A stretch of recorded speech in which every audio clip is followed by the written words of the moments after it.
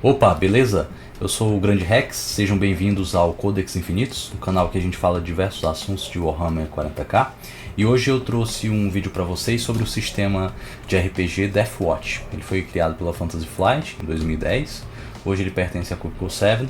Ele é um pouquinho antigo, né? Utilizava ali os Space Marines Firstborn ainda.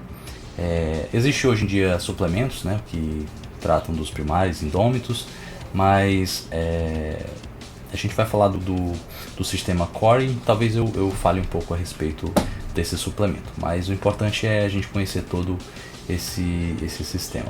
Antes de tudo, duas coisas que são requisitos, né, ou eu acho requisitos para você poder jogar esse sistema, é conhecer do universo de Warhammer 40k, da lore, da cronologia, dos Space Marines, da Deathwatch, dos capítulos. É importante ter um pouco desse conhecimento, então você pode procurar vídeos, livros. É muito fácil hoje em dia ter esse conhecimento, então é o que eu recomendo. Outra coisa que é importante é ter algum conhecimento sobre RPG. RPG nada mais é do que um jogo entre amigos, que cada jogador vai interpretar um personagem e vai ter mecânicas, geralmente um sistema, que vai criar regras para interação, exploração, combate também, que é o caso do sistema Deathwatch. E vai ter um mestre que vai narrar a história, fazer o controle dos acontecimentos, etc. Basicamente é isso. Aí o que você vai precisar para jogar o Deathwatch? Precisa dados para fazer rolagens de teste, papel e caneta para fazer algumas anotações ou criar sua ficha. Miniaturas é legal, mas não é obrigatório, né? Beleza. Então, qual é o sistema que o Deathwatch utiliza para as rolagens? Quais os dados? É o D100. Então você precisa de 2 D10, um para unidade, outro para dezena, que com a rolagem você vai encontrar o valor entre 1 a 100. Então é só fazer a soma, né, da dezena com unidade, e para o caso de ser 00 e em tudo, você obtém o 100. Então basicamente é esse sistema que é utilizado. Tem rolagens de D10, geralmente para alguns valores você obter, e de D5, que basta você dividir por 2 e encontrar o valor. Então, basicamente o sistema utiliza esses dados. Então vamos começar a falar sobre como montar seu personagem. E antes de tudo, eu queria explicar que eu vou tentar pegar o máximo de assunto possível desse sistema. Então você, depois desse vídeo, já vai poder jogar com seus amigos com esse sistema, e depois talvez eu faça uma série de vídeos explicando mais detalhadamente, né, cada aspecto do jogo. Belezinha? Então vamos lá. Personagem. Como que o personagem evolui e se aprimora? Então ele possui um rank que vai de 1 a 8, que é como se fosse o nível, e esse rank ele vai subindo à medida que você gasta experiência que você ganha nas missões e no decorrer da campanha que você estiver jogando. Então você vai ganhar um XP, gasta esse XP em tabelas de avanço, que tem habilidades, talentos e características que você vai adicionar no seu personagem com esse XP. E à medida que você bate certos marcos, né, de gasto do XP, você vai mudando de rank. Então, de tabelas, a gente tem tabelas genéricas para todos os Space Marines, tem tabelas exclusivas para o Watch, exclusivas para cada capítulo e exclusivas para cada especialidade, né, que é como se fossem as classes dos personagens. Então você tem diversas fontes para você comprar habilidades para evoluir seu personagem. Renome é um sistema de fama, que é o quanto seu personagem é conhecido, né, entre os Space Marines e as coisas que ele realiza. E à medida que você ganha novos títulos, né, desse renome, você desbloqueia novas armas, novos equipamentos, novas especialidades, né, eles são pré-requisitos para armamentos especiais ou mais avançados. Não existe um sistema econômico como outros RPGs, que você compra coisas, vai em loja e utiliza um sistema monetário, mas ele tem um sistema de requisições. Então é um sistema mais militar, que você recebe um valor em cada missão para o seu personagem e você pode usar ele para solicitar equipamento, solicitar melhorias ou ajuda. Várias coisas você pode gastar com essas requisições para cumprir uma missão. Beleza, essa é a ficha do personagem. Eu vou explicar cada um dos pontos, né, minuciosamente. Pode ter alguém só ouvindo, né? Então vou citar cada um deles e explicar. Na ficha você preenche o nome do personagem, o nome do jogador, claro, o capítulo que o personagem veio, caso ele esteja na Deathwatch, né, ele veio de algum capítulo, você coloca lá. Cada capítulo pode dar um bônus, umas melhorias para o seu personagem, então é importante essa informação. Eventos passados é basicamente um título de como foi o background, né, do seu personagem. Conduta do capítulo e conduta pessoal. Basicamente são comportamentos, é o comportamento do seu personagem que vai direcionar você a fazer a interpretação correta dele. Todo capítulo ele tem uma conduta fixa, então você vai anotar a conduta fixa do seu capítulo, que é o modo de agir dos Space Marines daquele capítulo. E a conduta pessoal, que é algo mais pessoal do seu personagem, então você junta as duas condutas e tem uma forma de interpretá-lo. Especialidade, que é como se fosse a classe, existem diversas especialidades. As principais que estão no core é Devastator, tem Assault Marine, tem Apotecário, tem, deixa eu lembrar qual outro que tem o Tactical Marine e Librarian. Então você tem essas classes ali no livro base. O rank que eu já expliquei, as especialidades avançadas, existem especialidades que você pode desbloquear e unir com a sua especialidade que você escolhe. O mestre pode permitir que você tenha mais de uma, mas geralmente você só consegue uma especialidade avançada. O histórico da Power Armor, a sua Power Armor ela vai ter um passado que vai lhe render alguns bônus, né? Você pode escolher numa tabela ou pode fazer uma rolagem, isso vai depender do que o mestre decidir.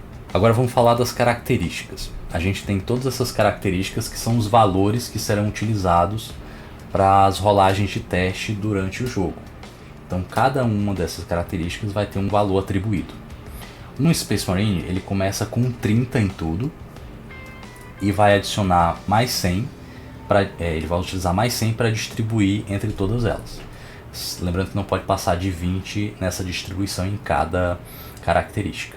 E quais são elas, né? A gente tem a habilidade com armas, que é o que você utiliza para fazer acertos de combate corpo a corpo. E também para parar, caso você esteja sendo atacado com a corpo, você pode fazer um teste de parry, né, para não sofrer o ataque. A habilidade balística é semelhante, só que ela só serve para o ataque, né, o ataque de armas de longo alcance. Força é geralmente atribuída para vinculados com testes de força, mas o bônus dela você pode utilizar para amplificar o seu dano do ataque corpo a corpo. Então, além do dano da arma, você adiciona o seu bônus de força. E o que é bônus? Todas as características, exceto a habilidade com armas e a habilidade balística, você vai ter um bônus, que é 10% do valor dela. Por isso que tem esses quadradinhos menores que você adiciona o bônus da característica. Para resistência, o bônus dela é utilizado para mitigar o dano que você sofre. Então, por exemplo, se você tem 40 de resistência, você tem 4 de bônus de resistência. Se você sofre 8 de dano, ela vai mitigar 4, você vai sofrer só 4 na sua vida. Então ela serve para isso. Agilidade, para testes que envolvam agilidade. E também para esquiva, né? Esquiva utiliza agilidade. Inteligência, intuitivo, também serve para craft, melhoria de armas. Percepção também é intuitivo. Força de vontade é muito utilizada pelos Librarians, para eles utilizarem os ataques psíquicos. E sociedade, que ela é utilizada para duas coisas. Primeiro, com as habilidades de conversação, comunicação, né, como intimidação, enganação.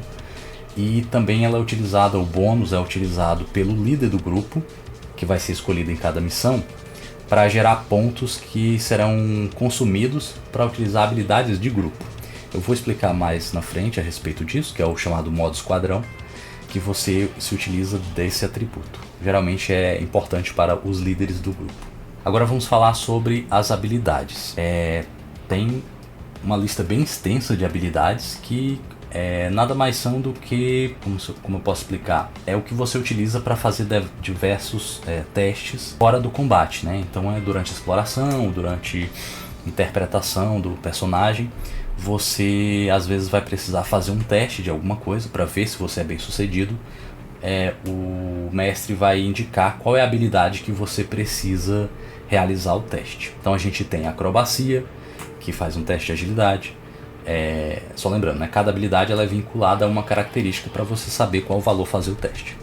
Atenção, que é percepção. Negociação, que é sociedade. Falatório é sociedade. Bebedeira é resistência, geralmente é utilizado para resistir a venenos. Charme é sociedade. Uso de química é inteligência. Cifras, quem quer conhecer marcações, símbolos, é inteligência, escalagem é força, comando é sociedade, sabedoria comum, né?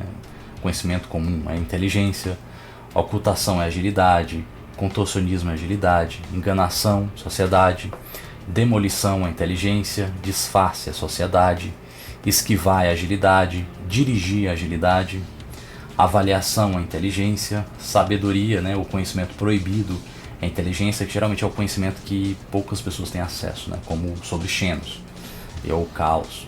Jogos, inquérito, interrogatório, lembrando, jogos é inteligência, inquérito é sociedade, interrogatório é força de vontade, intimidação é força, invocação é força de vontade, leitura labial é percepção, literatura é inteligência, lógica é inteligência, medicina é inteligência, navegação é inteligência, arte e performance é sociedade, pilotagem é agilidade, psinisciência, né, que é a capacidade de você sentir forças do ARP, do caos, né, nas redondezas, né, geralmente é para isso.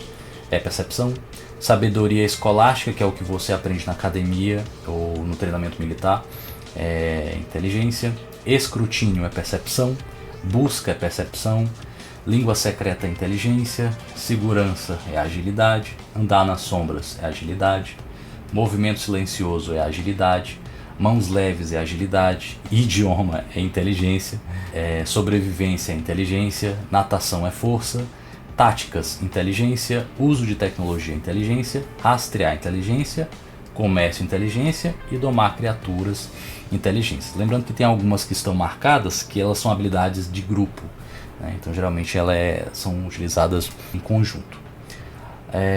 Dá para perceber também que tem uma informação importante sobre as habilidades, é que você pode evoluir elas, né? Então lá naquelas tabelas que você compra de avanços, você pode comprar um treinamento para cada habilidade dessas. Como a gente pode ver aqui na ficha, a gente tem 4 colunas de quadradinhos aqui para você preencher. A primeira coluna você não preenche, ela é só para indicar se a habilidade é básica ou avançada. Aí a partir da segunda, terceira e quarta você pode comprar para o seu personagem para ele ser mais bem sucedido, né, nos testes daquela habilidade.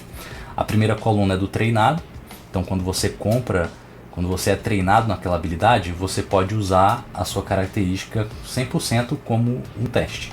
Então, por exemplo, se a gente tem ali acrobacia, se você é treinado em acrobacia e faz um teste de acrobacia, você usa o seu valor de agilidade no teste. Se você comprar uma melhoria de mais 10%, você acrescenta mais 10% no teste. Se você compra mais 20, né, que é o terceiro nível de evolução, você ganha um bônus de mais 20 no teste. O que é ganhar mais 20 no teste? Quer dizer que eu vou adicionar mais 20 na rolagem? Não, é o contrário. Você vai adicionar mais 20 na sua característica que você está testando. Então, se você tem 50 de agilidade e tem um bônus de mais 20, você vai, ao invés de fazer um teste de 50, vai fazer um teste de 70. Então, você pode tirar qualquer valor de 70 ou menos para passar. E qual é a diferença de habilidades básicas para habilidades avançadas? É porque a habilidade básica, se você não for treinado nela, você ainda pode fazer o teste com 50% do seu valor da característica. Mas se a habilidade for avançada, você nem passa no teste, nem consegue realizar aquele teste. Beleza, então essas são as habilidades. Só voltando um pouco a respeito das características, você pode também comprar características nos seus avanços, né, quando você ganha XP, só que a compra de características ela só está vinculada com a sua especialidade, a sua classe, né? E você só pode comprar melhorias em cada característica 4 vezes. Então cada compra vai lhe dar mais 5. Então no máximo você consegue amplificar mais 20 cada característica. E elas têm valores diferentes para cada classe, né? Tem classe que é melhor com armas, tem classe que é melhor com balística, com força ou resistência. Então isso varia de classe para classe. Vamos falar dos ferimentos. Ferimentos é a vida do personagem, quanto ele pode sofrer de dano. Para você conseguir o valor, você rola 1d5 e soma com 18. E aí você vai ter os ferimentos do seu personagem, o total. Se for primários, você adiciona mais 2. Então é 1d5 mais 20. A gente tem fadiga, eu vou explicar mais à frente o que é, mas você pode sofrer níveis de fadiga que vão afetar seu personagem. E dano crítico é quando você sofre dano que exceda zero, a sua vida. Então, por exemplo, quando você chega a zero, nada acontece, está tranquilo para o seu personagem. Mas a partir do momento que você sofre dano depois que você chegou em zero, então qualquer dano que seja que exceda, né, a sua vida, você vai sofrer dano crítico. E aí esse dano crítico sim pode lhe causar muitas consequências, inclusive a morte. Vai depender do efeito daquele dano. Existem tabelas para esse dano crítico, eu também vou explicar sobre isso. Mas basicamente é no dano crítico que você pode morrer. Inclusive ele é mais difícil até de recuperar. Insanidade vai de 1 a 100, então à medida que você vai recebendo insanidade, você vai ganhando traumas de batalha que vão lhe dando algum efeito ruim ali no jogo, na campanha. Maldição do Primarca, todo capítulo vai ter uma maldição do Primarca, que vai ter geralmente 3 níveis de consequências, que elas acontecem à medida que você vai sofrendo traumas de batalha ou vai aumentando sua insanidade, elas vão despertando. Movimento, o movimento ele é baseado no seu bônus de agilidade, então o seu bônus de agilidade vai dar o seu movimento, o seu meio movimento, que por exemplo, se você tem uma agilidade de 50, você tem um bônus de 5, o seu meio movimento é de 5 metros. O seu movimento total é de 10 metros, que é o dobro. A sua investida é o triplo, então 15 metros. E a sua corrida é o dobro da investida, 30 metros. Então é assim que funciona o movimento. Pontos de destino, eu também vou explicar mais à frente, mas são pontos que o mestre pode lhe dar no decorrer do jogo, mas toda sessão você começa com o seu total. E você pode gastar para fazer rerolagens. É semelhante à inspiração do D&D. Para você conseguir os pontos de destino quando você cria o seu personagem, é fazendo uma rolagem de um D10. E se você tira de 1 a 6, você ganha 3 pontos. 7, 8, 4 pontos. 9, 10, 5 pontos. Então você pode ter 3, 4 ou 5 pontos de destino, de total. E a corrupção também vai de 1 a 100. À medida que você ganha corrupção, se você chegar em 100, você se torna um caos do Space Marine. E aí acaba, né? Beleza, outra coisa importante dos adeptos Astartes, os Space Marines, é a semente genética, Genicity. E aqui no sistema, elas lhe dão bônus, e habilidades, talentos, que são interessantes, né? Eu vou citar todas que estão aqui elencadas na ficha.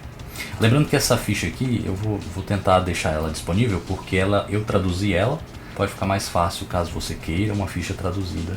Eu vou deixar o link aí no vídeo. Beleza, quais são as sementes genéticas e o que elas dão de bônus para o personagem?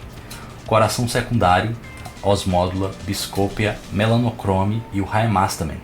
Eles dão força desnatural 2x e resistência desnatural 2x. O que é isso? O seu bônus de resistência e o seu bônus de força são dobrados. Então se você tinha 4 de bônus de força, na verdade você tem 8. Órgão de Laraman, você não sofre perda de sangue, que é uma das condições do jogo. Magnificat, que é só para quem é primaris, né? Se você fizer um Fishborn, você não vai ter essa Genicity. Você ganha mais 10 de resistência e mais 10 de força. Então ao invés de você começar com 30 em força e 30 em resistência, você começa com força e 40 em resistência. Bobinas de tendão, você ganha um ataque adicional em lutas de combate corpo a corpo. Fornalha Belissariana, no primeiro dano crítico que você sofrer, você ganha a regeneração. Que o valor dessa regeneração é o seu bônus de resistência puro pelo bônus de resistência em rodadas. Então se você tem 4 de resistência, a primeira vez que você sofrer um dano crítico, você vai ganhar uma regeneração de 4 pontos no decorrer de 4 rodadas. No catalepsiano, você não sofre penalidades de testes baseado em percepção, quando estiver acordado por muitos períodos. O Preonor, você ganha mais 20 de resistência para testes contra ingestão de veneno. A Homofágia, você ganha uma habilidade, ou um grupo de habilidades, né, quando você ingere uma porção do inimigo. O Multipulmão, você pode rerolar um teste falho de resistência para afogamento ou asfixia. E em adição, você ganha 30 para teste de resistência para resistir a gases e também rerolar resultados falhos para resistir a gases. gases tóxicos ou qualquer tipo que possa lhe afetar. O Colubi e o ouvido de Lyman, você ganha um talento, que é os sentidos aguçados, para ver e ouvir, que nada mais é do que mais 10 em testes de atenção, que sejam para visão e audição. A membrana Suzanne, você pode entrar em animação suspensa. O rinholítico, você pode rerolar um teste falho de resistência para resistir a venenos e toxinas, incluindo ataques do tipo tóxico. Neuroglotes, você pode detectar um veneno ou toxina ao provar alguma coisa, né, com um teste com sucesso de atenção. E aí você ganha também mais 10 para testes de rastreio contra um alvo que você provou o sabor dele. Mucranoide, você pode rerolar testes de resistência contra temperaturas extremas. A glândula de Betcher, você pode cuspir ácido como uma arma de alcance. E ela tem esse perfil, né, de 3 metros, o dano é um D5, tem penetração de armadura de 5, é do tipo tóxica. Se você acertar o alvo com 3 ou mais graus de sucesso, ele fica cego por 1d5 rodadas. Então, um ataque legal. Progenoides, você pode ser removido. A progenoides é a genicide, né? Aquele órgão da semente genética do Space Marine. Ele pode ser removido caso o seu Space Marine morra com um teste com sucesso de medicina. E a carapaça negra, que enquanto você estiver usando uma Power Armor, os inimigos não ganham bônus para acertar você por causa do seu tamanho, né? Porque a Power Armor ela tem um tamanho que acho que é enorme. E dessa forma dá um bônusinho para acertar, mas como você tem a carapaça negra, os inimigos não ganham esse bônus. Então basicamente é isso. Existem órgãos que só são para os primários, que é o Magnificat, a bobinas de tendão e a fornalha belisariana. Os outros todos, qualquer Space Marine pode ter.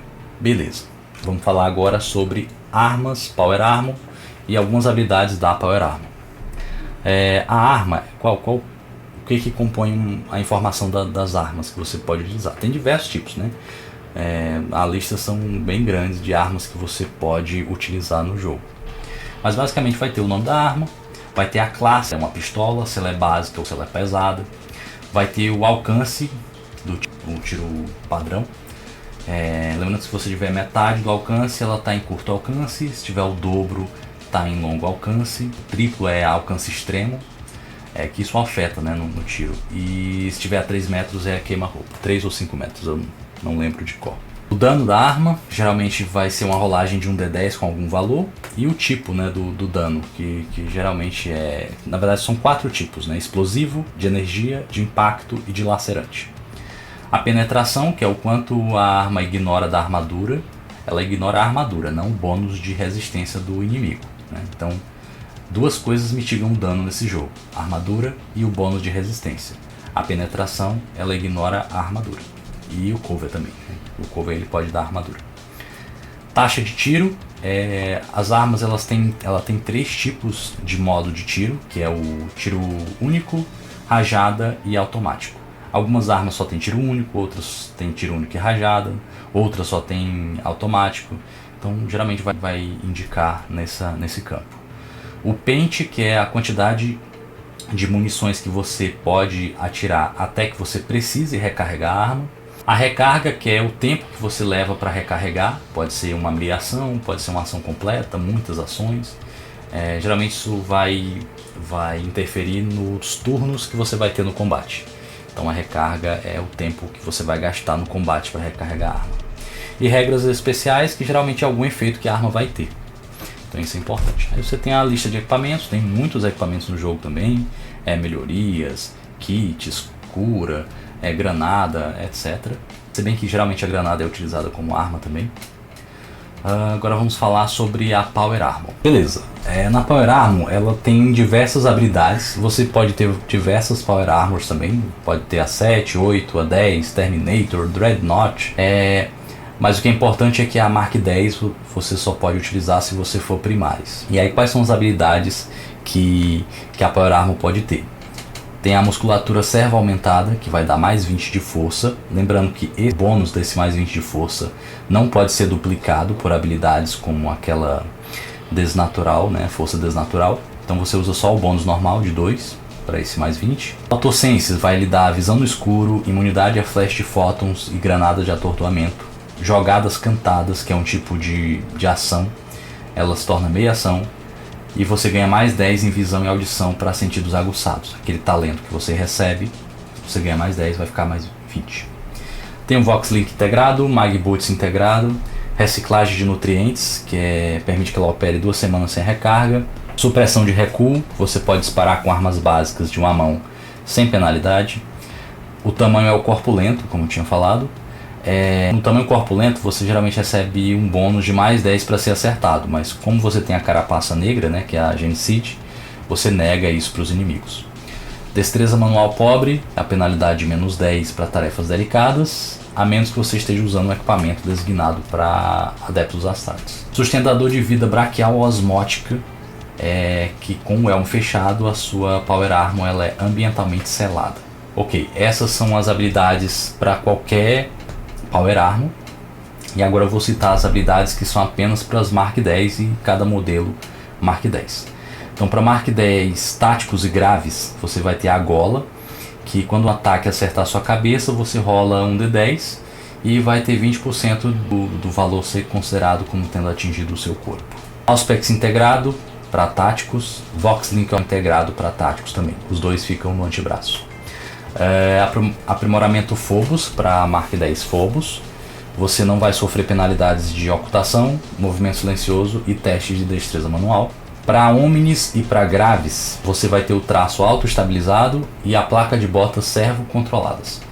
Com isso você vai poder ignorar dano de queda e para as Graves ignorar dano de queda orbital. Então você pode entrar da órbita para o solo com uma Graves. Além disso você vai ter as adições, você pode adicionar uma Jump Pack, depender da sua especialidade, vai permitir você utilizar. O Iron Halo, que você também pode usar, o Storm Shield e o Combat Shield. Como vocês podem ver aqui, cada parte da armadura vai ter uma entrada aqui de informações, né? Cabeça, braço direito, braço esquerdo, corpo, perna direita e perna esquerda. O que isso quer dizer? Você pode atribuir a armadura para cada uma dessas partes do seu corpo. Cada Power Armor vai ter os seus valores de armadura. Por exemplo, a 10, a Mark 10, ela tem 10 de armadura em cada parte do corpo.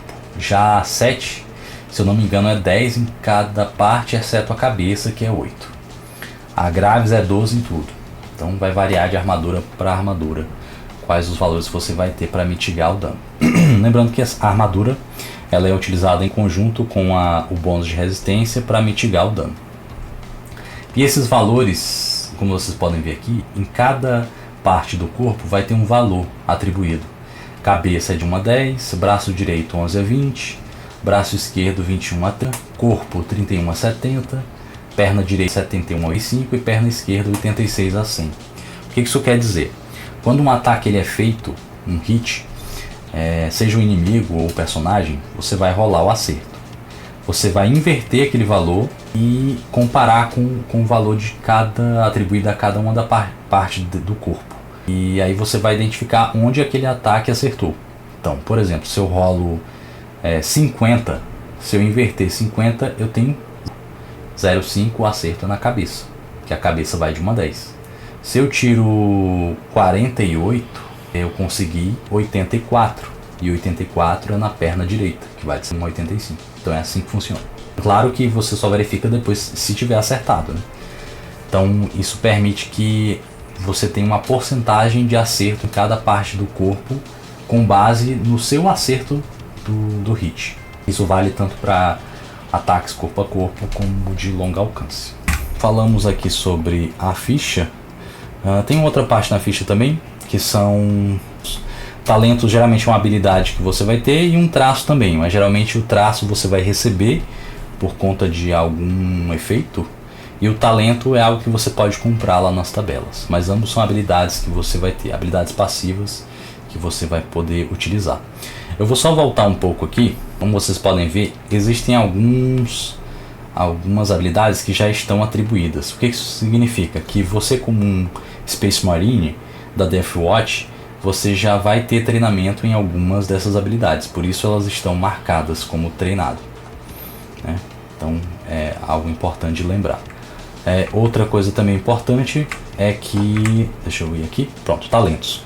Como você é um Space Marine, também você começa com esses talentos. Muitos deles vindos lá das sementes genéticas e outros que você tem pelo seu treinamento de Space Marine ou de Death Watch.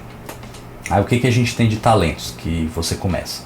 Tem um ambidestro, que permite que você use 2 armas sem penalidade. Nós temos o treinamento de armas Astartes, ou seja, você pode usar todas as armas para Astartes, só não as exóticas. Bíceps salientes, quer dizer que quando você estiver usando uma arma pesada, você não precisa fazer a ação de bracing, de segurar, para poder atirar com ela. Então é um bônus que você vai ter.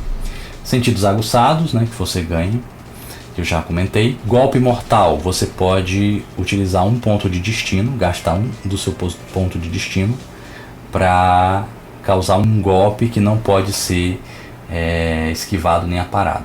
Nervos de aço, você ganha bônus para resistir à imobilização. Saque rápido, você pode pegar uma arma, né, ou preparar algum equipamento com uma meia ação. Resistência, você ganha mais teste de resistência contra poderes psíquicos. Bravura indômita, se você receber dano crítico, você só recebe metade dele, arredondado para cima. Guerreiro desarmado e mestre desarmado permite que você melhore seu ataque sem arma. Então, geralmente o ataque com arma, sem arma, ele é um dano de 1d5 ou é 1d10 menos 5, mas com o mestre desarmado você amplifica esse dano para 1d10 mais o seu bônus de força. E o ataque perde a característica de primitivo, né, que é uma característica que algumas armas têm. E a força desnatural, que eu já comentei, que dobram o seu bônus dessas características. A gente vai ter também os poderes psíquicos e a sua classificação Psy, que ela vai aumentando e vai amplificando acesso a novos poderes psíquicos que você vai ter. Isso caso você seja um Librarian, você não tem acesso a esses poderes. O renome, que eu também já indiquei, que você vai levando, a parte de experiência que eu também já expliquei. Temos os feitos e a história de fundo. História de fundo você pode criar para o seu personagem, pode pegar da tabela também. E os feitos, é uma mecânica que surgiu num dos suplementos, que ele é utilizado na construção do personagem, caso você queira adicionar um feito que seu personagem fez, que vai lhe dar algum bônus. Marcas de distinção, você vai ganhando também à medida que você cumpre alguma coisa, algum feito extraordinário, né, nas missões.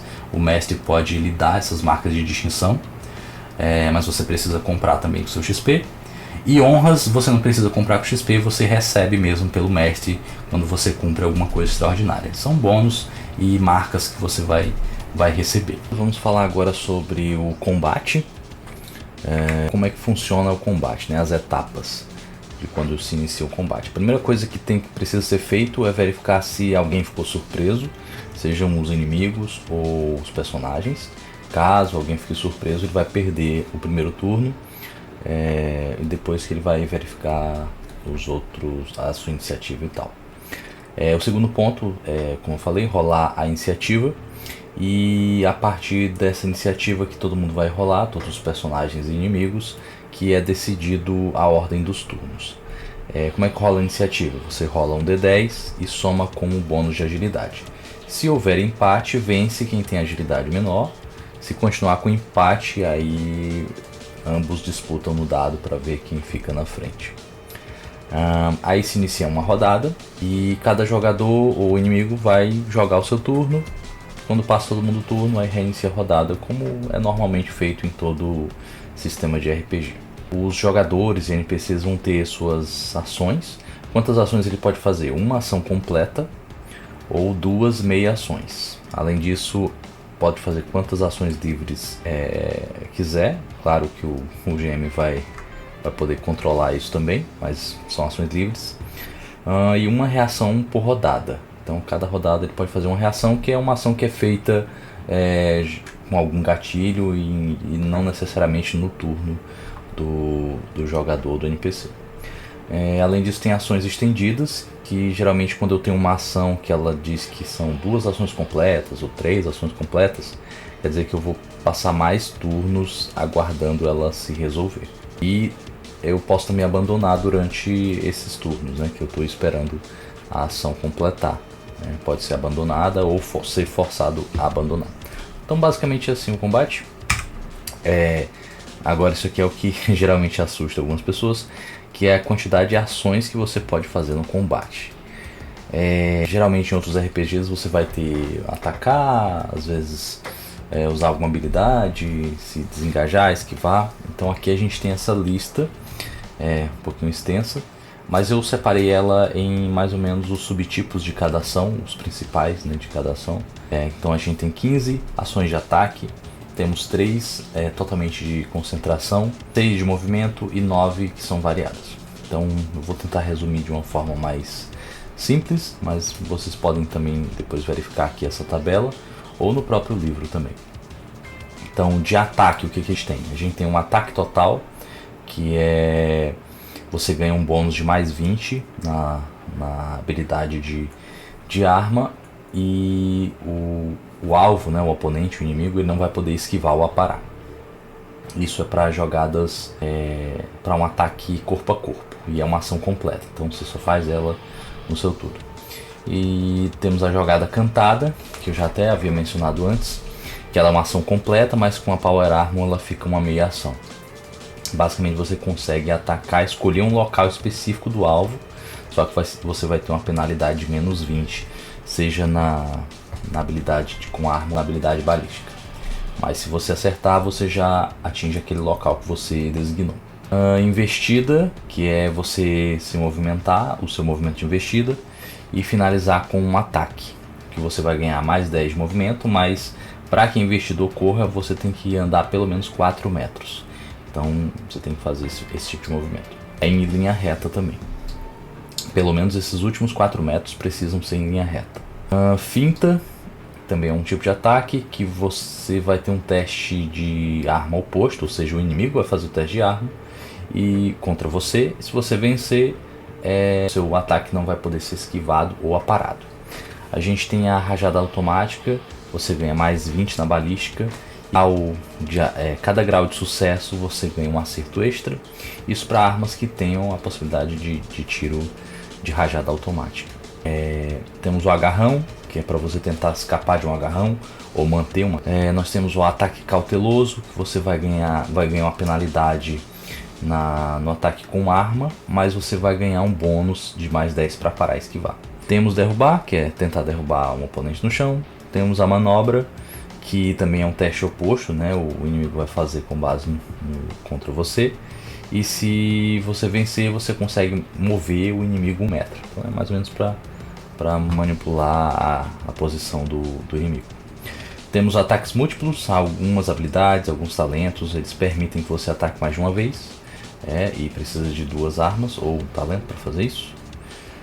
Vigilância, você define uma zona de abate, geralmente eu acho que é um ângulo de 45 graus, numa área, e você vai ter uma penalidade de balística, isso é para ataque de longo alcance, e vai funcionar como uma reação. Então se alguém entrar nessa zona até o seu próximo turno, você vai disparar contra eles. Temos a rajada semi-automática, que é mais 10 na balística, um pouco menos do que a rajada automática. E o acerto adicional é a cada 2 graus de sucesso. Tem um ataque padrão, que é uma meia ação. É um ataque corpo a corpo, à distância, um ataque normal. Atordoamento, que é você tentar atordoar um oponente. Fogo de supressão, que é semelhante ao ataque de vigilância, mas ele não é reativo. Você já atira em área e os oponentes vão tentar pegar cover, e você também ganha o menos 20 na balística. A vantagem é que você consegue atirar em muitos alvos ao mesmo tempo. Beleza, essas são as ações de ataque. Ações de concentração a gente tem 3, que é mirar, que você pode fazer como uma meia ação ou como uma ação completa. E aí você ganha mais 10 no bônus para acertar, ou mais 20, né, se for uma ação completa. Temos a postura defensiva, que você vai ganhar uma reação extra. Normalmente você só tem uma por rodada, você vai ganhar uma reação adicional. E os oponentes vão sofrer menos 20 no ataque, na habilidade com arma. Concentrar poder, que é para usar poderes psíquicos, isso aí varia lá com as habilidades dos Librarians. E de movimento você tem desengajar, tem pular, mover, correr, levantar ou montar e avanço tático. Qual a diferença dessas? Desengajar é você conseguir sair de um combate corpo a corpo, sem sofrer, sem entregar um ataque adicional para o oponente, né? Que em outros RPGs, no D&D é chamado de ataque de oportunidade. Pular ou saltar é intuitivo, né? Conseguir pular verticalmente ou saltar horizontalmente. Se mover é fazer o seu deslocamento, seu meio deslocamento com uma meia ação, ou seu deslocamento total com uma ação completa. Correr é você se mover 3 vezes, né? Então é o triplo do seu movimento total. Só que os inimigos vão ter penalidades na balística, menos 20, mas vão ter bônus na habilidade com arma, mais 20. Um detalhe que se você correr 2 vezes seguidas, em 2 turnos seguidos, você ganha um nível de fadiga. Uma observação. Levantar se você tiver derrubado, você levanta com a meia ação, ou se montar num animal, numa montaria, num veículo, você usa esse movimento. E o avanço tático é você conseguir se mover com cobertura. O que isso significa? E se você usar o avanço tático para sair de uma cobertura para ir para outra, aquele momento que você está sem cobertura não conta como se você estivesse sem cobertura. Basicamente isso, caso você seja alvejado por algum ataque de vigilância ou fogo de supressão. E de diversos, a gente tem preparar a arma pesada, que é preparar a arma pesada para atirar, que acho que os Space Marines nem precisam. Temos o atraso, que é atrasar seu turno com a meia ação.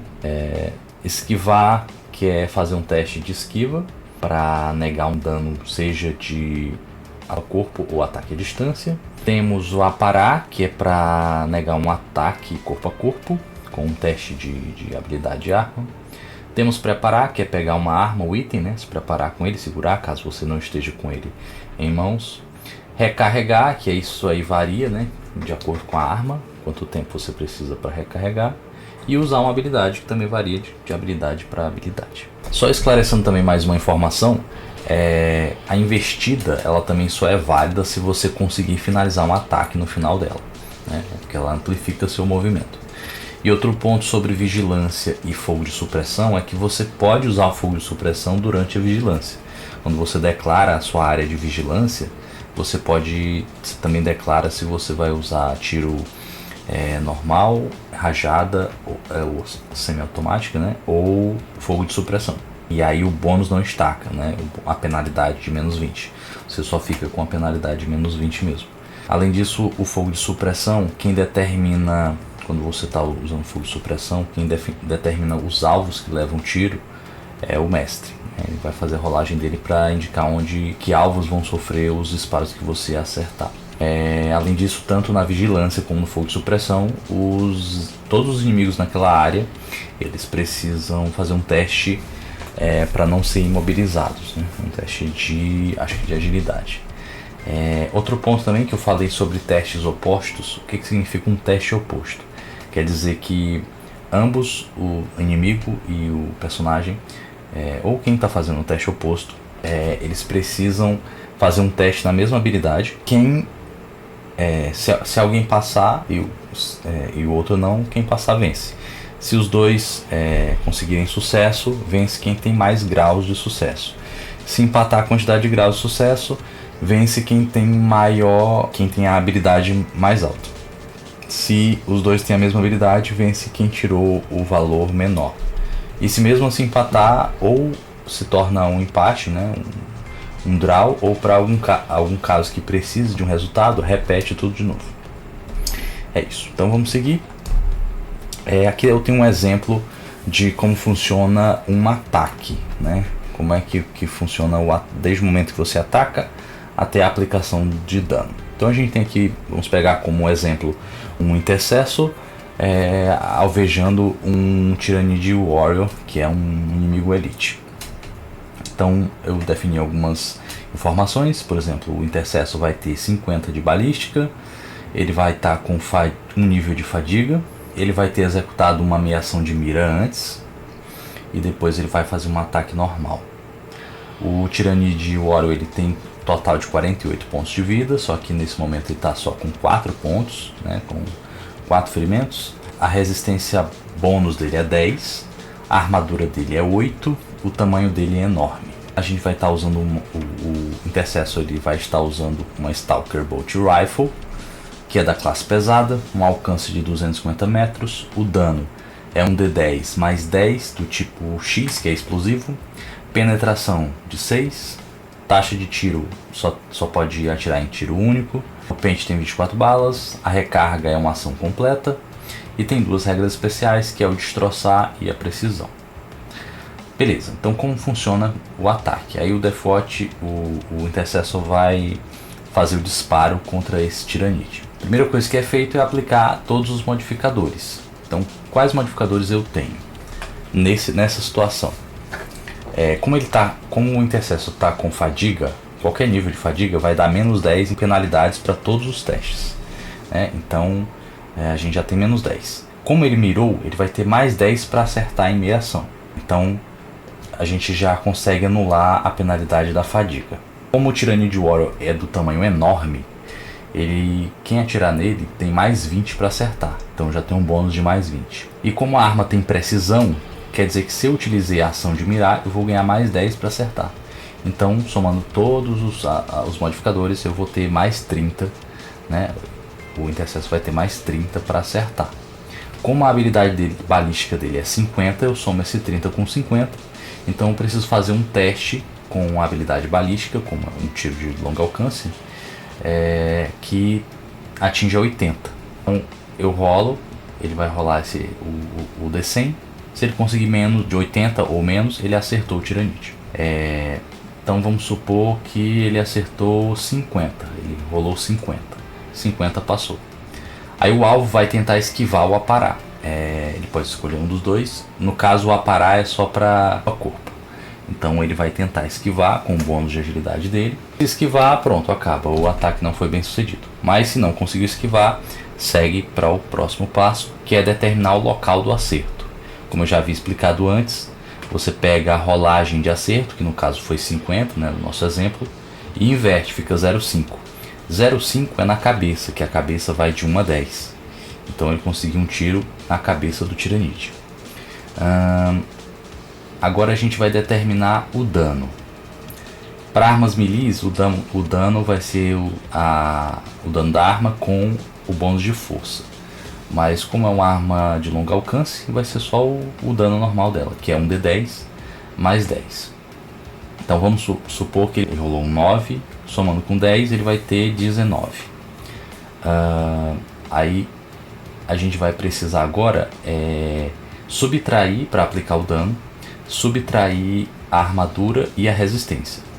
A armadura do Tyrannid é 8, mas a arma tem penetração 6, então a armadura fica 2. Com o bônus de resistência 10, a gente tem 12 de mitigação. Então dos 19 pontos contra os 12 de mitigação, a gente vai passar 7, vai conseguir um total de 7 de dano aplicado no Tyrannid. Como o Tyrannid só tinha 4 pontos de vida restante, ele vai sofrer 3 de dano crítico, que é o que excede esses 4 pontos. Quando a gente sofre o dano crítico, a gente vai na tabela específica para verificar o que acontece, né? Qual é o efeito que acontece. Então, a primeira coisa que a gente vai olhar é o tipo de dano, que no caso é explosivo. O segundo é o local, foi na cabeça. E o terceiro, o valor, qual o dano crítico que ele sofreu, que é 3, ou o acumulado, né? Como é a primeira vez que acumulou, ele conseguiu 3. Se a gente for lá na tabela, esse caso de dano na cabeça do tipo explosivo e com o valor 3, é essa descrição que eu deixei aqui. A detonação deixa o rosto do alvo em ruínas sangrentas com inúmeros pequenos cortes. O alvo sofre 2 níveis de fadiga. Então o Tyrannid vai sofrer 2 níveis de fadiga. Nos próximos danos que ele sofrer, que vai ser crítico se ele não se curar, essa situação vai piorando. Geralmente do 6 para frente, a morte é quase certa, dependendo da parte do corpo e o tipo de dano. Uma coisa interessante que eu também deixei anotado aqui é que quando você rolar você conseguir um 10 natural, né, rolou um D10 e saiu 10, sem modificadores, né, o que você conseguiu rolar, você consegue a Righteous Fury, que é a fúria justa. Aí você ganha uma nova tentativa de acumular dano.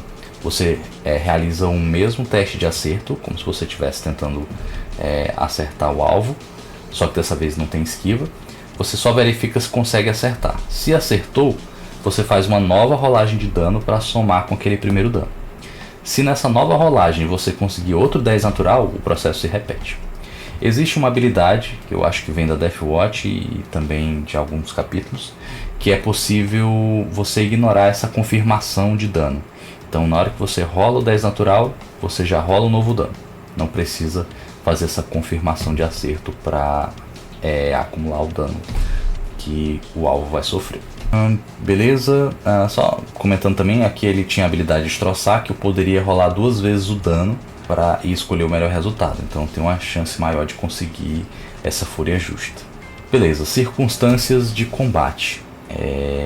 A gente tem diversas circunstâncias que vão modificar ou criar aqueles modificadores ou alterar algum ponto daquele ataque. Então a gente tem cobertura, que vai dar armadura para o alvo.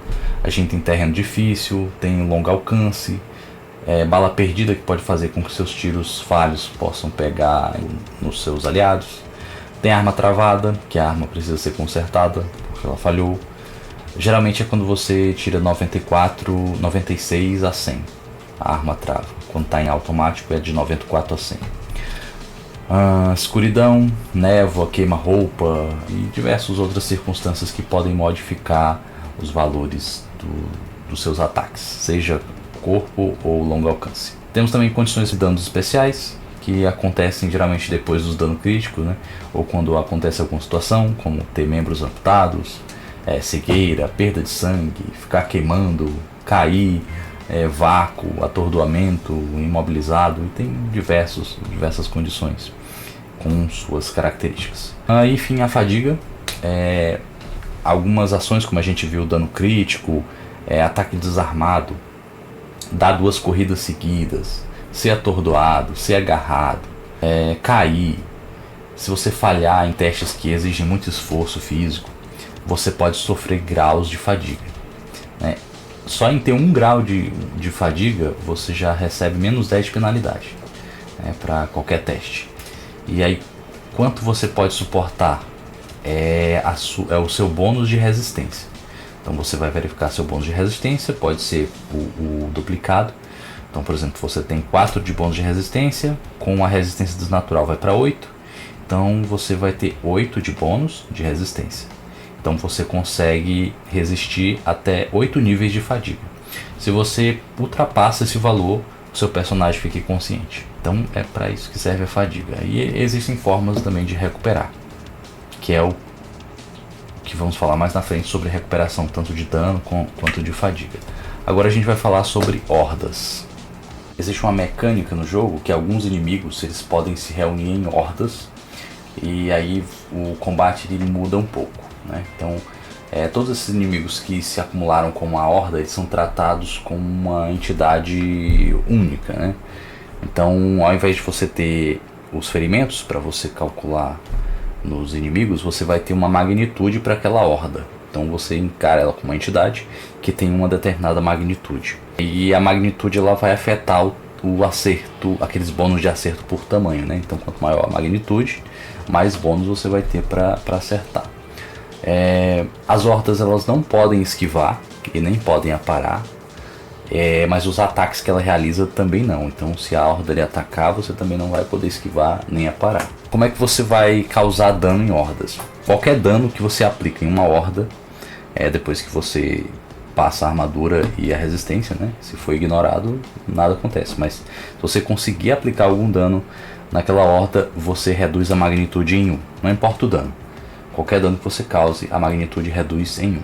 Armas que causam acertos múltiplos, ou fogo de supressão, ou rajada automática, coisas que tenham muitos acertos, são melhores para reduzir o tamanho das hordas, né? Porque cada acerto que cause um dano vai aumentar a redução da magnitude. Além disso, se você tiver no corpo, cada 2 graus de sucesso de um ataque, você ganha um ataque extra que pode causar um novo dano que pode reduzir a magnitude da horda. Isso.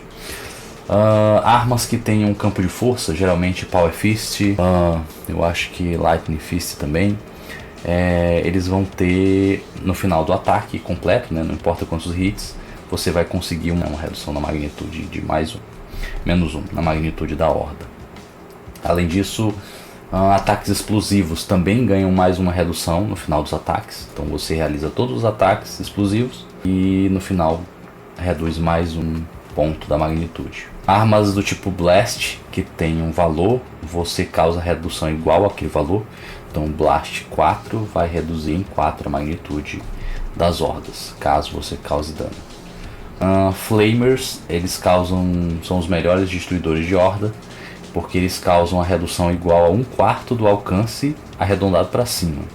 Então se você tem um Flame que tem 10 metros de alcance, você vai reduzir em 3, e você ainda tem que somar com um D5, né? Então é 1/4 do alcance em metros mais um D5, e aí você encontra a quantidade de magnitude que é reduzida com o acerto, com o dano causado, né? Beleza. E as hordas também elas podem se quebrar e tentar fugir. Como é que isso acontece? Então tem algumas etapas. Toda vez que você reduz 25% da magnitude da ordem num turno, aquela horda tem que fazer um teste de força de vontade para não quebrar. Se ela chegar em 50%, ela vai ter uma penalidade na força de vontade de menos 10. Então cada vez vai ficando mais difícil para ela resistir. E se a horda chegar a 25% do valor inicial dela, ela quebra automaticamente. Então os inimigos se dispersam e vão tentar fugir na velocidade de movimento deles.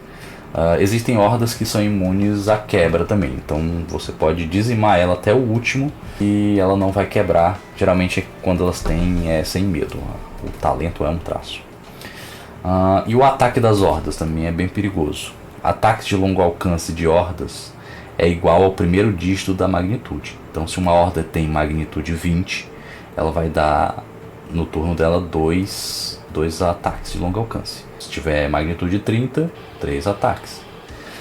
O corpo a corpo é normal, ela não ganha bônus de estar cercado, só porque tem muitos indivíduos. Além disso, o dano dos ataques da horda ele é aumentado em 1/10 da magnitude de D10. Então, por exemplo, se eu tenho uma magnitude 10, eu vou aumentar 1d10 no... que 1 é décimo, né, de 10. Vou aumentar 1d10 no dano dos ataques dessa horda. Lembrando que o máximo é 2d10. Então, no máximo, se eu tiver uma magnitude 20, eu vou ter 2d10. Se tiver uma magnitude 30, continua sendo 2d10 em cada ataque. Agora vamos falar sobre recuperação, né? Como é que você se recupera de danos e fadiga, etc. Existem 3 tipos de dano no jogo, né? O dano leve, dano grave e o dano crítico, que a gente já mencionou. No dano leve é quando você sofreu dano menor ou igual ao dobro do seu bônus de resistência. No dano grave é quando você sofreu dano no combate que seja maior que o dobro do seu bônus de resistência. E o dano crítico é quando excede todos os seus ferimentos. No caso do dano leve, você leva um dia para se recuperar. Quer dizer, um dia para se recuperar não. A cada dia você recupera 1 ponto de ferimento. Se você se dedicar o dia inteiro a só se curar, aí você recupera o seu bônus de resistência naquele dia. Para o dano grave, isso muda de dia para semana. Então você precisa de 1 semana para recuperar um ferimento, ou 1 semana para recuperar o seu bônus de resistência e de ferimentos, caso você foque na semana inteira para se curar. No crítico, você remove 1 por semana. Então você vai removendo todo o seu dano crítico até chegar em 0.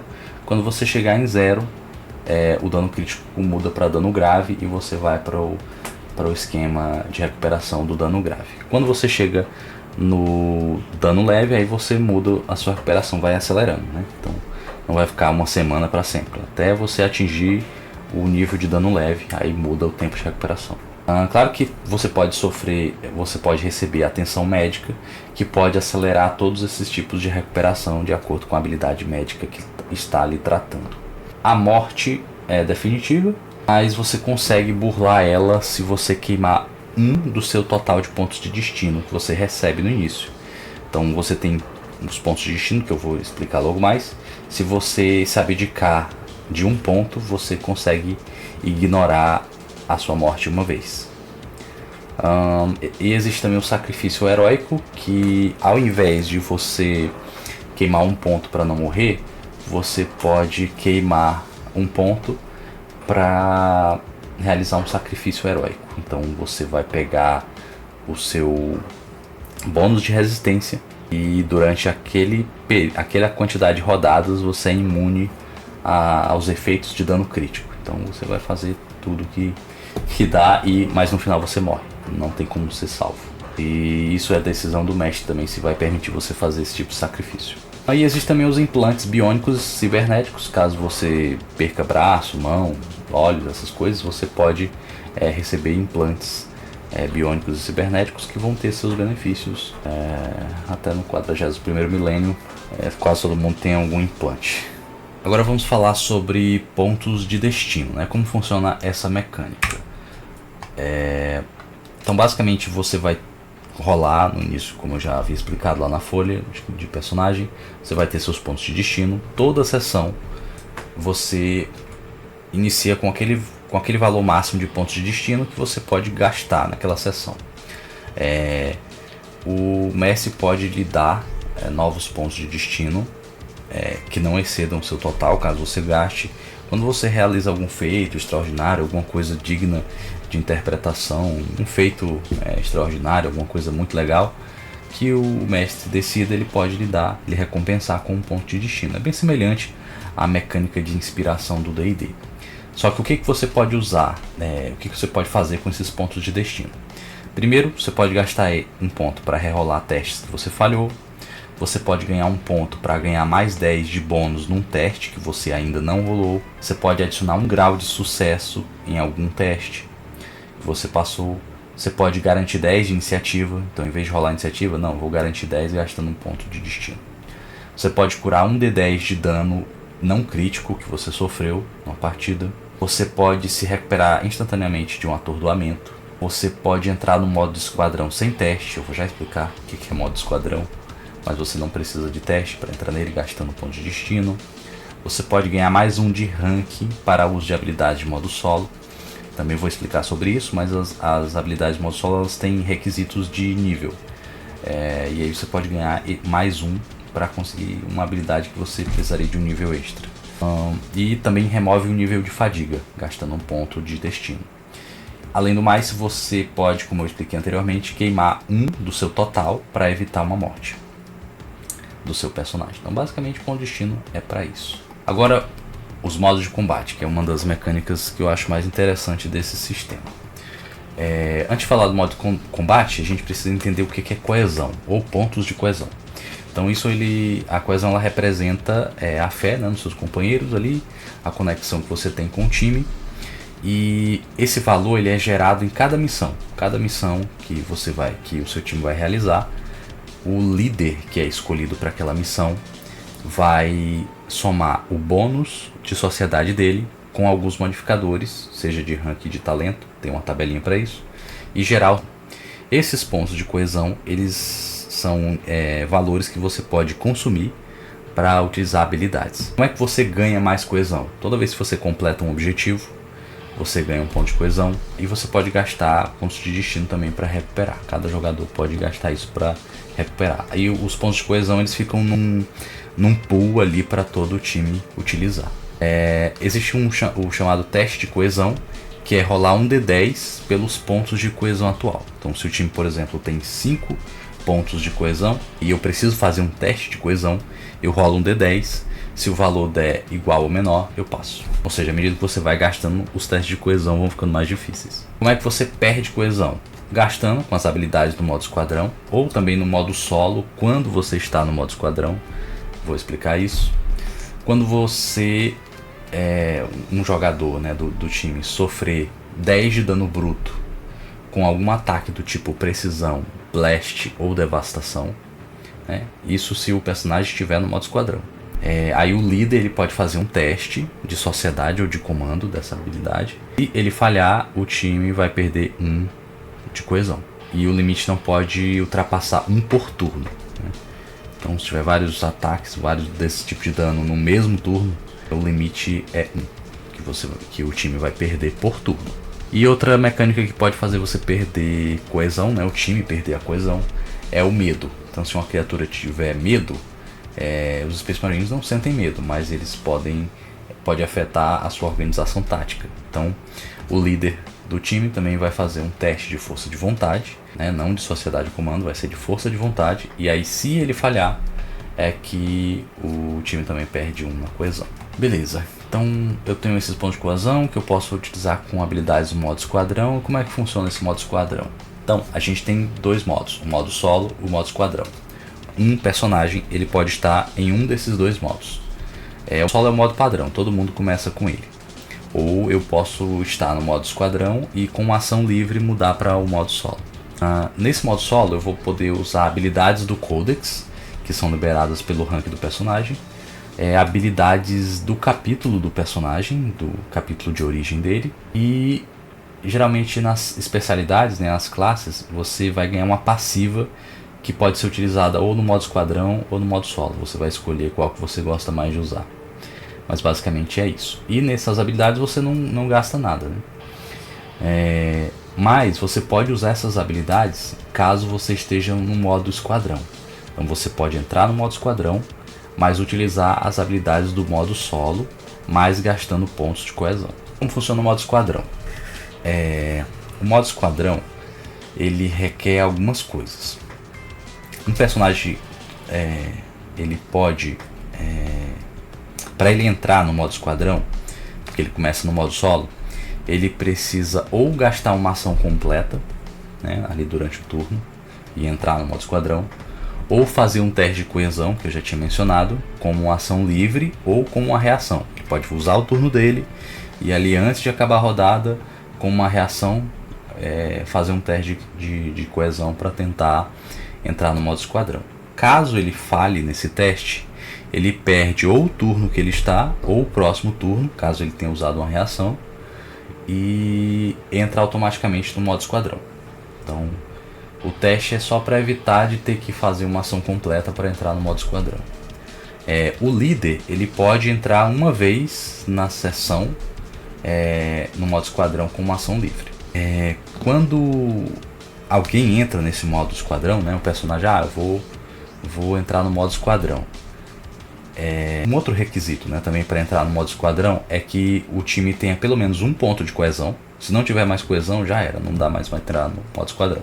Mas precisa ter um ponto de coesão e ele precisa estar no alcance de suporte de pelo menos um outro jogador. Então ele verifica se ele está no range de alcance de suporte. Se sim, aí ele pode fazer o teste ou tentar entrar no modo esquadrão. E aí quando ele entra no modo esquadrão, aquele jogador que está no alcance de suporte ou qualquer outro jogador no alcance de suporte, com uma ação livre pode entrar também automaticamente no modo esquadrão. Então só um precisa começar a entrar para que os outros também entrem. E o alcance de suporte, como está mostrando aí na tabelinha, ele varia de acordo com o rank.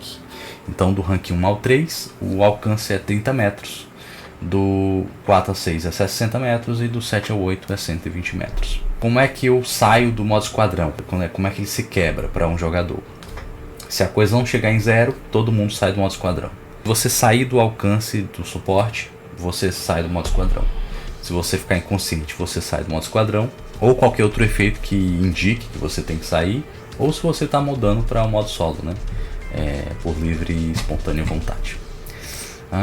Então, como eu expliquei, cada personagem pode usar as habilidades do modo esquadrão também, gastando aqueles pontos de coesão. Como é que estão essas habilidades? O líder ele vai fazer um juramento sempre que inicia uma missão. E esse juramento vai conceder algumas habilidades que podem ser usadas no modo esquadrão. O capítulo do personagem vai conceder também habilidades de esquadrão que ele pode utilizar, ele ou para outros jogadores que eram daquele capítulo também. A menos que outro jogador tenha uma habilidade específica que permita receber habilidades de outro capítulo. E táticas de missão, que são os primários e que podem utilizar ao invés de fazer o juramento e que também dão habilidades de esquadrão. E as habilidades de esquadrão são dois tipos, ou padrões de ataque ou posturas defensivas. E, além disso, tem as habilidades solos que você também pode utilizar no modo esquadrão. Se ela for passiva, não gasta ponto. Se for uma habilidade ativa, você tem que gastar o ponto de coesão. Agora vamos falar sobre as missões. O jogo ele possui missões, né, que vocês vão realizar. As missões elas têm objetivos primários, objetivos secundários e objetivos terciários, que a resolução desses objetivos vai fornecer experiência, renome, itens. Então são o que você precisa realizar nas missões. E quando começa uma missão, esses 3 passos precisam ser seguidos, né? Primeiro é escolher um líder para a missão. Pode ser o mesmo sempre, mas pode mudar. Então escolhe um líder, porque as características deles vão modificar as habilidades esquadrão, porque elas vêm de classes, especialidades, capítulos. Então a escolha do líder é importante. O líder vai realizar um juramento, ou se ele for primários, ele pode escolher fazer uma tática de missão, que vai dar algum bônus e liberar habilidades. E o terceiro passo é selecionar as armas e equipamentos que cada um vai levar para a missão. E é nesse momento que vocês podem gastar pontos de requisição para obter armas, suprimentos, equipamentos, auxílio, todo tipo de coisa você pode gastar com esses pontos de requisição. Esses pontos eles vão ser fornecidos pelo mestre, pelo capitão ali da Death Watch, de acordo com a missão. Então cada missão vai liberar uns pontos de requisição para que o time ali possa utilizar. E as missões elas podem ainda ter complicações que vão causar algum debuff, alguma penalidade para aquela missão ou dificuldade. Então os tipos de complicação que a gente tem é um péssimo começo, falha na inteligência, desconectados, fogo amigo, péssima logística, local errado, corrida contra o tempo, rivalidades, eles sabem que estamos vindo e inimigos inesperados. Essas são as complicações principais que uma missão pode ter. Inimigos, falar rapidamente aqui sobre os inimigos. Eles usam o mesmo sistema que os Space Marines, de características, habilidades e talentos. Existem 4 tipos de inimigos. Existe o mestre, que é o boy, né? Existem os inimigos elite, os inimigos que são tropas, que geralmente podem se tornar hordas também. Conhecer as informações do inimigo é algo que é narrativo. Então você saber a armadura, habilidades de um inimigo, ela vai depender do mestre. O mestre pode criar métodos para os jogadores descobrirem como eles vão fazer isso com os personagens. Eu, como mestre, tento utilizar o conhecimento proibido de Xenos específicos, fazer um teste ali para poder liberar aos poucos alguma informação para os jogadores sobre as características do inimigo. Existem mestres que nem dão isso, então ele só vai dar os resultados e os jogadores têm que ir aprendendo sozinhos. E de inimigos a gente tem geralmente os Xenos, seja Necron, Orcs, Tal, Krut, Eldari, Dark Eldar, Votann, Tiranides, Genestilas, também Caos, até às vezes do Império também, quando tem alguma rivalidade ou algum problema de controle, ou mesmo heresia, ou todo tipo de inimigo que tem no universo de 40k. Mas a Death Watch ela é mais focada em lutar contra Xenos. E sobre a campanha, geralmente o sistema ele foi montado para um sistema de missões militares. Então os personagens vão receber uma missão, geralmente vai ter uma narrativa, e eles vão lá, resolvem a missão, depois extraem. E aí vão evoluindo o personagem dessa forma. Mas o mestre pode criar também um modo narrativo, com uma história por trás, que conecte todas as missões. Isso depende do mestre. É possível fazer. Então você pode ter uma campanha militar, né, com os melhores do Império, né, que os Space Marines são os melhores do Império, tirando os custódios, os primarcas. Mas a força militar maior do Império são os adeptos Astartes. Envolvimento com Inquisição, você pode fazer uma campanha com isso também. Campanha de emissários ou assassinos. Ou a campanha que é principal do universo de 40k, que é o There is Only War. Então tem a guerra, ela não para, então sempre vai ter guerra em algum lugar. E é isso. Acho que tem um ponto também que eu queria mencionar. Acho que a gente já abrangeu várias coisas. Com certeza eu vou fazer mais vídeos, né, explicando detalhadamente alguns aspectos, mas com essas informações já é possível jogar tranquilamente, tendo um mestre que conheça um pouco mais do sistema. É bem tranquilo. Se o mestre, você pode se aprofundar mais um pouco ou esperar meus vídeos para conhecer mais profundamente. Tem uma editora que é a Tri Editora, há alguns dias ela lançou que vai trazer o sistema de RPG de Warhammer para o Brasil, né? Então eles vão traduzir, eu sei que vão trazer o do Warhammer Fantasy e o de 40k eles vão trazer, mas não disseram qual é o sistema. Então pode ser o Deathwatch, pode ser o Wraith and Glory e outros sistemas que existem, ou pode ser o novo, não sei. Mas depois que isso acontecer, vai ser no próximo ano. Se você estiver vendo esse vídeo depois, eu vou deixar o link aqui no vídeo para você conseguir encontrar esses livros. Beleza? Então agradeço que vocês assistiram até agora. E é isso. Se você quiser deixar um comentáriozinho aí, eu agradeço. Se inscreva no canal, curta, compartilhe com seus amigos. E se não tiver nada para comentar, coloca aí Tiranides sempre vence. Beleza? Então valeu, pessoal. The Emperor Protects, mas a Hive Mind é mais esperta. Valeu!